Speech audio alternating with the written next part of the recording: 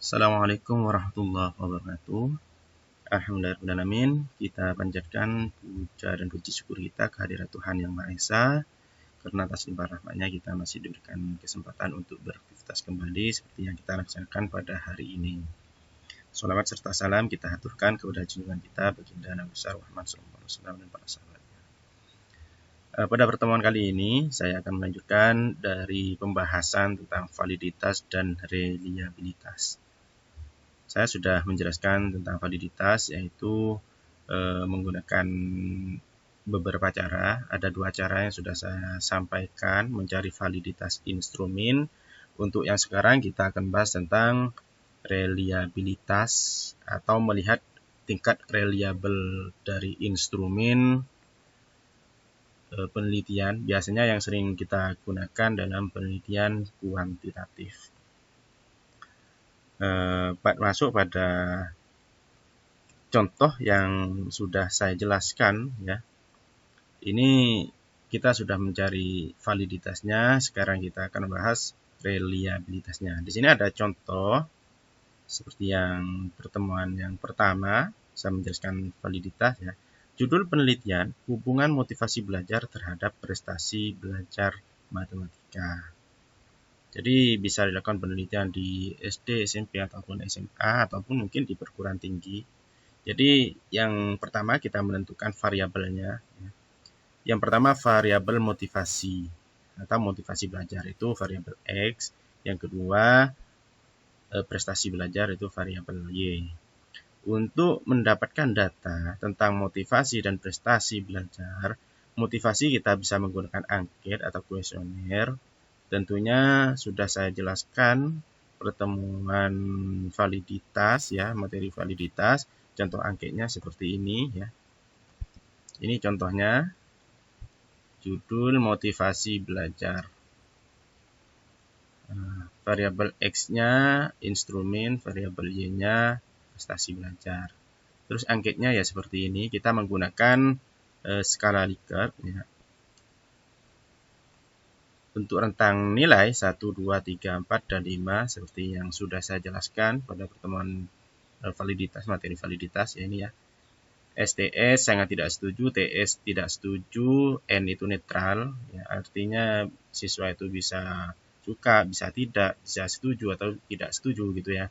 Kalau S ini setuju, kalau SS ini sangat setuju, dan nilainya itu 5 ya di sini. Terus untuk prestasi kita bisa menggunakan tes ya. Contohnya di sini saya sudah siapkan salah satu contoh, misalkan ada tes uraian dengan skor maksimal 1 soal. Kebetulan di sini saya siapkan 5 soal, dengan 1 soal itu 20. Jadi kalau di total itu 100.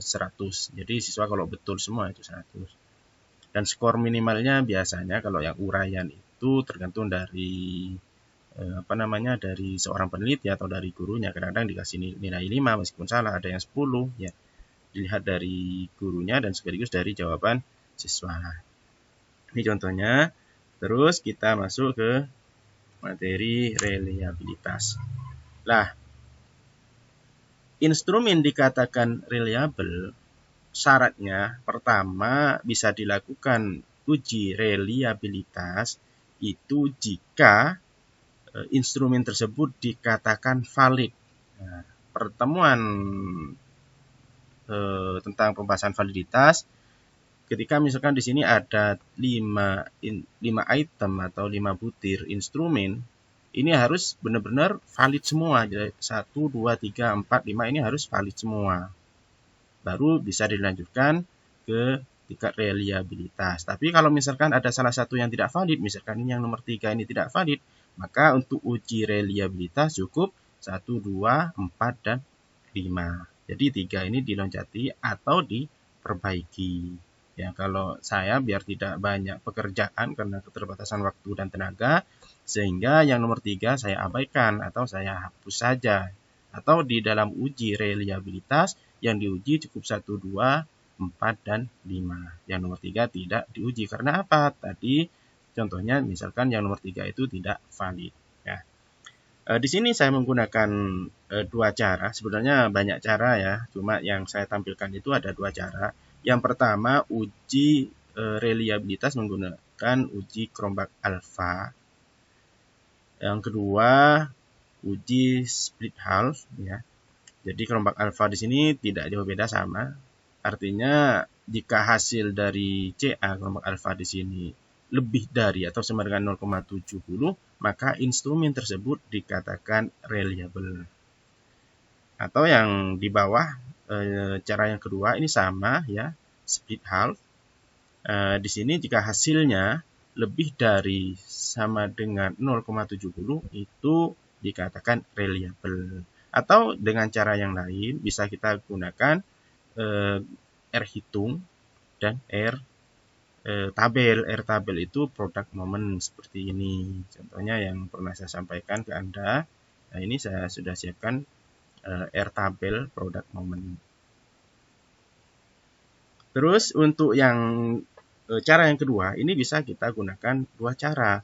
Yang pertama, kita secara gabungan. Yang kedua, bisa dilihat sendiri-sendiri. Maksudnya dilihat per item. Jadi per item soal 1 ya, item butir 1, butir 2, butir 3, butir 4, butir 5. Apakah reliable atau tidak? Dengan cara apa? Nanti kita bandingkan dengan R tabel. Seperti itu. Baik. Untuk selanjutnya kita gunakan yang pertama dulu ya. Di sini kita gunakan yang pertama. Nah, ini hasilnya. Caranya gimana? Yang pertama kita siapkan tabel tadi ya, menggunakan Excel. Nah, ini kelanjutannya dari uji validitas. Excelnya tetap saya siapkan. Jadi hasil angket disebar kepada 23 siswa. Ini contohnya nomor 1 sampai dengan nomor 23 didapatkan data angket ya untuk variabel X di sini. Untuk variabel Y belakangan ya. Ini variabel X. Nah, kita sudah siapkan ini, maka kita copy. Ya, ini ya. Copy sampai dengan 23 siswa. Ctrl C atau klik kanan copy ya.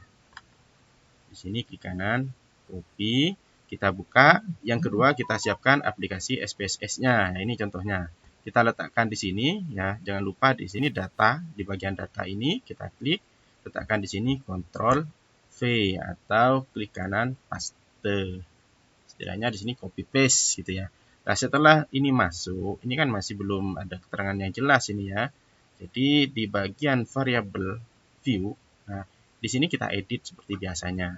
Nama desimal ini kita ganti ke 0 ya.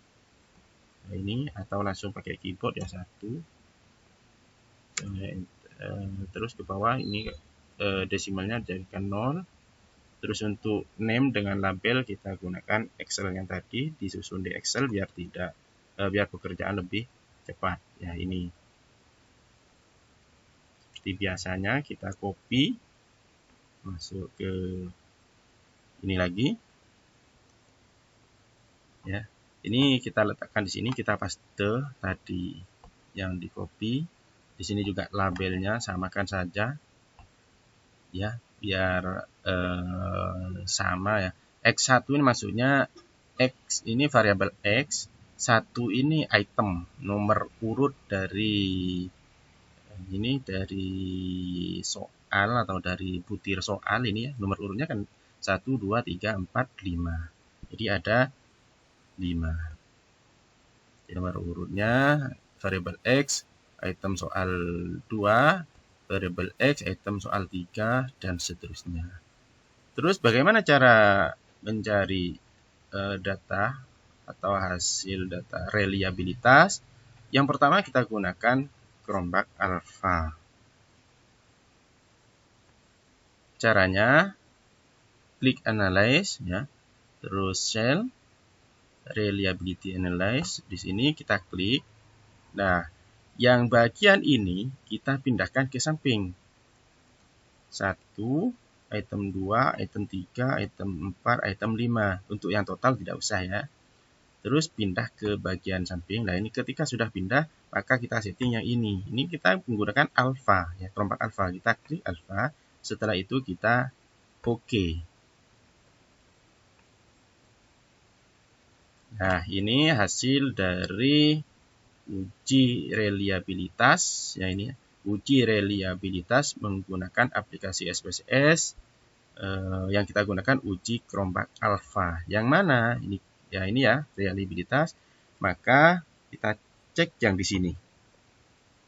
Cronbach Alpha.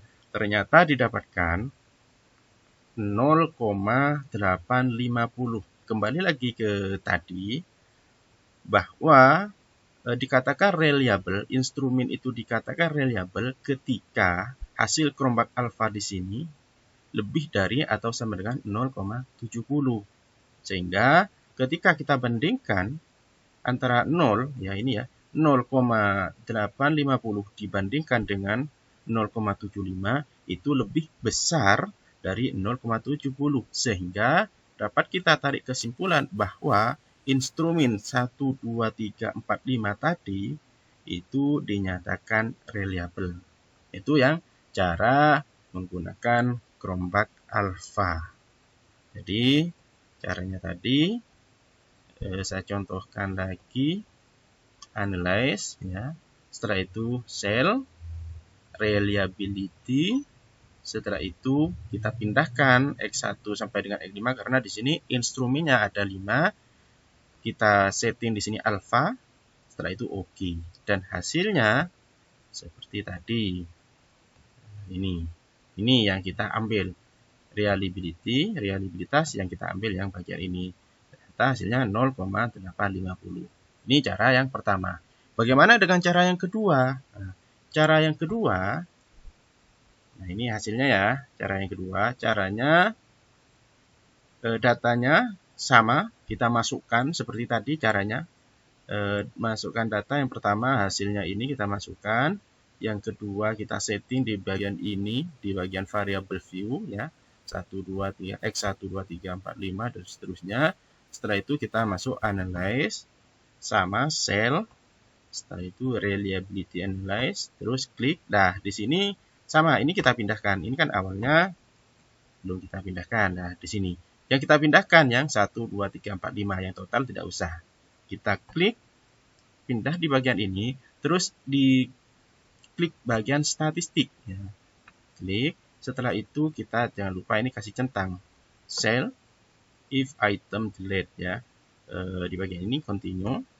Setelah itu yang bagian ini kita menggunakan split half ya. Klik, setelah itu tinggal kita oke. Nah, untuk yang menggunakan split half kita ada dua, bisa menyimpulkan dua ya secara gabungan atau secara sendiri-sendiri. Nah, secara gabungan yang bagian ini ya. Secara gabungan ini ya, secara gabungan berarti langsung dilihat secara global dari item 1, 2, 3 dan 4, 5. Nah, 1 2 3 4 5. Berarti yang ini 0,854. Kita bandingkan dengan cara tadi ya, secara gabungan berarti harus lebih besar atau sama dengan 0,70 sehingga kalau lebih besar atau sama dengan 0,70 itu dikatakan reliable. Berdasarkan hasil hitung yaitu 0,845 berarti instrumen tadi secara gabungan dikatakan reliable. Atau kita bandingkan menggunakan produk moment ya, R-tabel. Gimana R-tabelnya ini? Tadi kan ada 23 siswa ya, 23 siswa. Kita cek R-tabel di sini menggunakan taraf signifikansi 5%. Cari 23. Mana 23? Ini 0,413. Nah, jadi kita bandingkan antara 0,413 dibandingkan dengan 0,845 sehingga 0,845 itu lebih besar dari 0,413 sehingga instrumen tersebut dinyatakan reliable. Ini secara gabungan. Bagaimana kalau kita lihat secara per item ini? Nah, ini ya. Nah, per item yang ini. Per item yang bagian ini ya, yang di samping hasilnya. Kalau yang di sini ini secara global berarti langsung dari 5 item ini ya. Langsung dari 5 item hasilnya 845. Kalau kita lihat dari per item berarti yang bagian ini. kerombak alpha if item delete ya di sini ya. Nah, ini kita bandingkan. Nah, ini saya letakkan di bagian ini. Kita masukkan ke tabel item atau butir soal untuk X1, 2, 3, 4, dan 5. R hitungnya yang mana? R hitung yang ini. 0,842 ya ini ya. Yang di samping ini saya letakkan di bagian ini. Setelah itu kita masukkan di sini sampai dengan 0,802 dibandingkan dengan R tabel. R tabelnya tadi yang kita lihat bahwa 0,413 atau 0,413. Kita bandingkan R hitung lebih besar atau lebih kecil. Kalau lebih besar itu berarti reliable. Maka untuk X1 itu reliable, X2, X3 sampai dengan X5 itu reliable semua. Dan bagaimana jika ada salah satu, ini kan syaratnya harus valid ya gitu ya. Syaratnya harus valid. Nah, contohnya di sini syaratnya harus valid. Bagaimana kalau misalkan ada salah satu yang tidak valid? Anggap saja yang item ketiga misalkan. Item ketiga tidak valid. Maka kita masuk di bagian tadi ya ini. Misalkan yang nomor 3 tidak valid. Gimana caranya? Ya, sama saja kita mau menggunakan cara yang mana? Analyze ya. Cell terus reliabilitas atau reliability analyze. Terus yang bagian ini kita loncati ya. Jangan karena ini tidak valid maka kita loncati.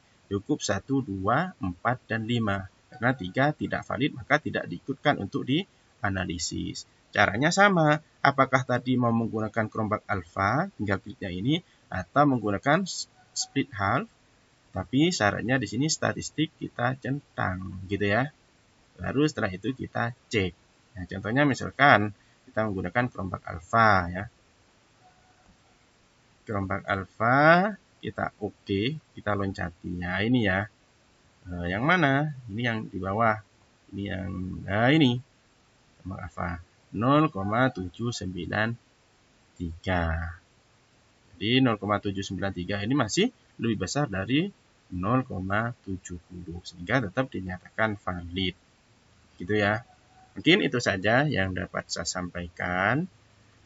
Untuk selanjutnya mungkin teman-teman bisa